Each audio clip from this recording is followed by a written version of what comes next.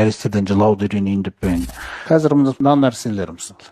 Намаз оқитындардың өзінің арасында айтайық. Осы нәрселерді біз түсінбегеннен кейін кәрестердің мысалы жаңағы дарамалары күллі ғұмырыңды сорып жатыр ғой. Ал не алдың сен? Біреудің жылағанын, сол кәрестерден жылауды үйренейін деп пе. Не ашайын деп тұр олар сізге, айтыңыз.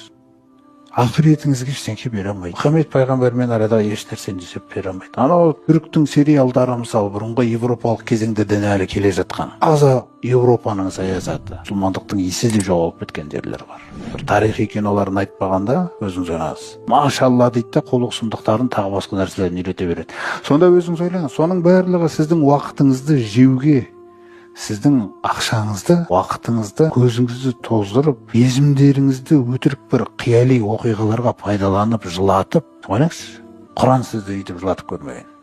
Артық араласу дейді бұны. Пайдасыз, заяға кеткен араласулар.